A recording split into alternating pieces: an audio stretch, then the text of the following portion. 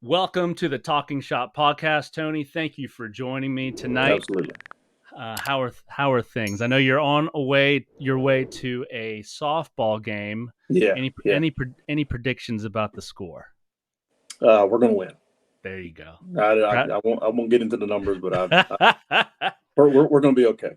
proud Papa there. So I'm Yeah. not going to keep you long, but I'm just uh, excited to get into the story behind this Jordan card. But before we do that, how'd you get started in collecting? Who do you collect now? Yeah. Tell our listeners a little bit about yourself there.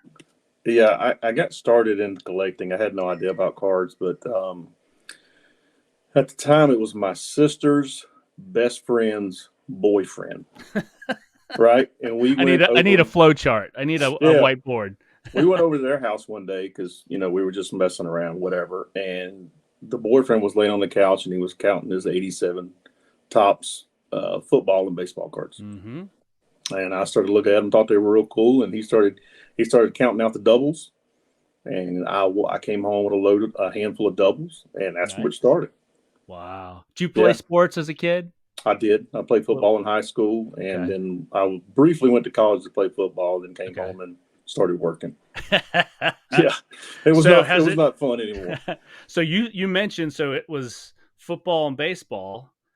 And then it just sort of branched out from there. Did you start opening up packs? I mean, so talk to me about that. It started with football and baseball, but I quickly ran into basketball. Okay. Yeah, I ran into the collecting the Jordans and whatnot and all the players, Dominique and Patrick Ewing from that time.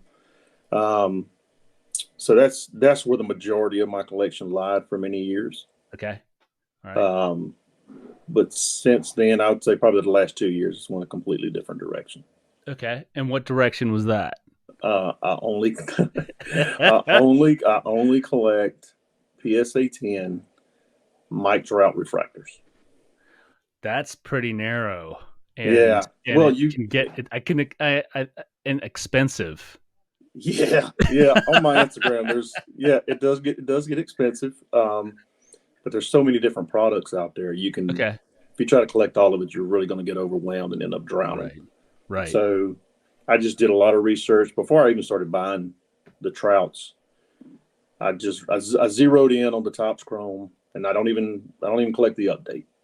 Okay. It's just the first issue of Topps Chrome, and I stick with it. All right. And go after the 10s. I just like PSA better. I don't know. Yeah. If I find a hard to find version of his refractor and something else, I typically go ahead and buy it and just have it reslabbed. And we're just talking about, so what product and what year are we talking about? Any? 2011 to present. Okay. Topps Chrome. Refractors. And so all PSA 10s. In PSA 10. Yeah. So which ones are you missing? Are you that, or is it that wide, or is it still plenty to pick up? I'm probably halfway there. Wow. I'm probably halfway there. Yeah. I started out just kind of, remember that game Hungry Hippos? You're just trying to grab everything you could find. Yeah. Yeah. I started that in the beginning, and then I realized that, I'm going to wait for the more rare, lower numbered 10s to come along. Right. Grab them up, because they're not as readily available as the base card or the base refractor, the pink or the sepia or anything like that. Do you do people find you through your Instagram account to see if you're interested in what they have, or do you go to shows and hunt for these things? Don't go to shows. Okay. I find everything on eBay. Okay. And I had the first guy the other day hit me up on Instagram, just seeing if I wanted to buy something he had, but it wasn't a Topps Chrome. Right. It was a Archives card of Mike Trout, and I loved the card. It was a beautiful card, but it wasn't graded, and I just told him I wasn't interested. So, will you only buy it in the slab, or only buy it in the slab? Okay, only buy it in the slab. Yeah. You're not going to take a risk on a raw one, and no. Okay. No, because I'm guaranteed the condition. Right. If I buy it in a 10. Fantastic. Sometimes a 9 if I can help it. Like his 2012 Bowman Chrome Gold I think there's 6 or 7 9s and only 1 10 out there. Oh my goodness! So I grabbed one of the 9s. Okay, and then you'll level up if the opportunity presents itself. But the 9 is certainly a 9. It's too off center to crack and resend in for a 10. Well, let me ask you this: Why? I mean, a lot of people can say Trout. He's a great player, but why Trout and not somebody else in basketball or football? Like, why not Brady or anybody like that? I'm too far behind the game at Brady. I entertained that. Right. I know Josh goes after Brady. Yep. You chase a lot of his earlier years in PSA 10s. They're astronomical in the price. Right. I really like the Topps Chrome series, and then at some point when Topps lost the license for NFL, it switched over, and I just had no interest in the other brands. Right. Jordans are, I guess I could get back into Jordans, but anything Jordan PSA 10 right now is also through the roof. Yeah. That's why I stick to Trouts, because I can easily go back to 2011 and start from there and just start eating them up.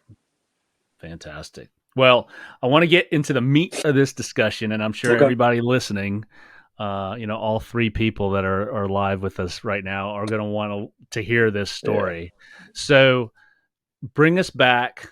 Tell us what year it was when this came out of the pack. This Jordan card that came out of the pack.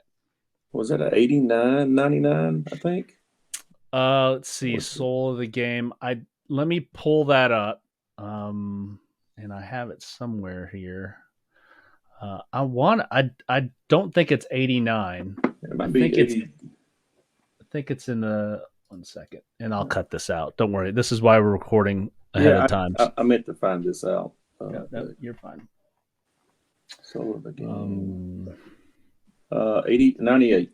Yes. So it was 98. So let me just 98, 99. However, I think they called it 2 years back then at that time. Okay. So let me just go. Let me go backwards a little bit, and then I'll cut this. Well, let me get to the meat of the program here. This is where everybody's tuning in for. Tell us about the day that you pulled this Jordan card. I'm calling it an albino Jordan card. Yeah. But tell us about the day you pulled this and the circumstances around that, and what you thought initially when you pulled it. Well, it was really an uneventful day.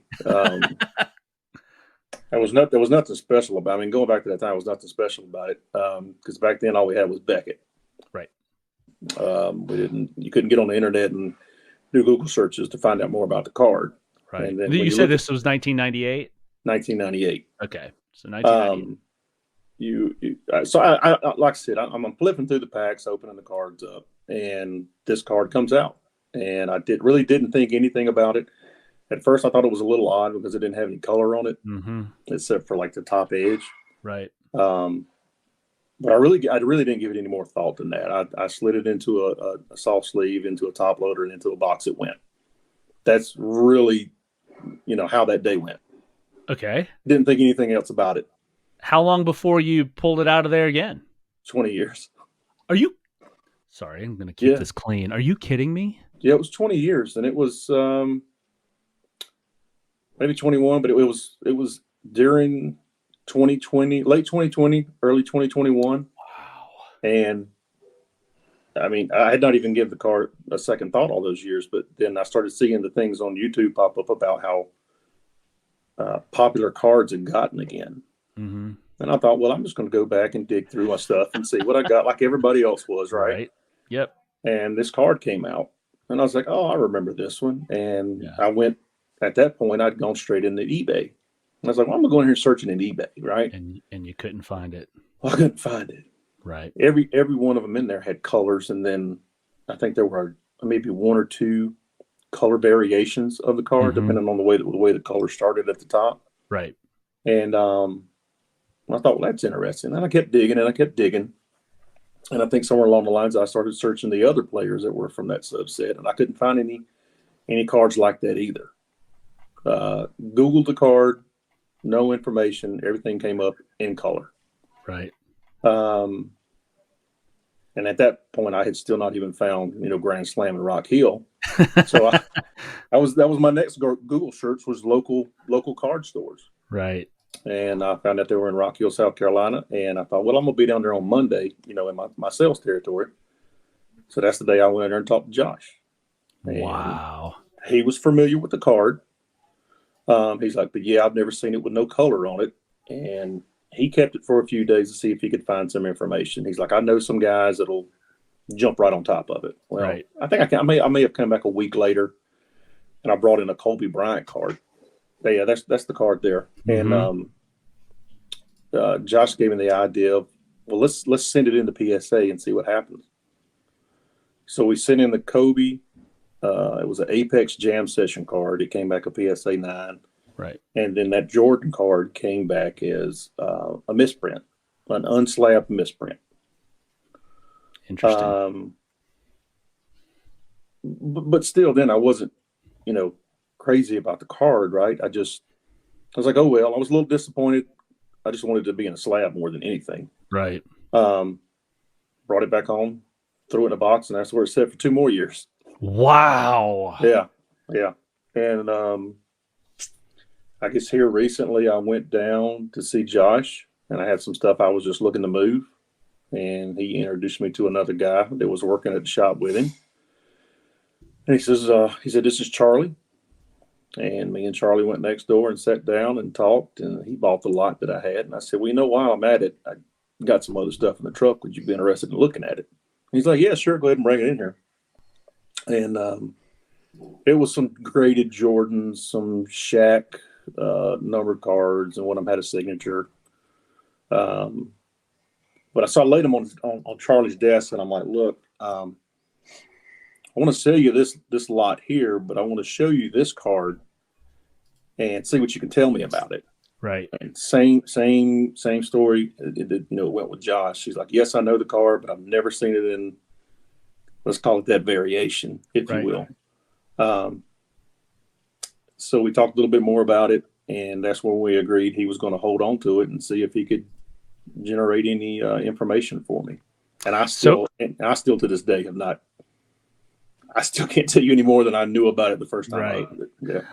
What you guys are, and for you guys that are watching, this is the PSI 9 version of this card, and you could see, and I'm going to sort of toggle back and forth. This is the card that Tony pulled back in the day in '98, and this is the PSA version of this card, the PSA 9 version of this card.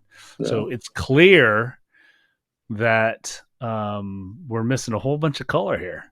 Yeah, and I don't know when you put the picture of my card up, Mike. I don't know if it actually the viewers can tell, but there's actually a line above each column of numbers. It looks like they got ready to start printing the color. Yes, right here. Yeah, above each section, the color's there, and it's like, it stopped. I don't know if the power kicked off or the printer ran out.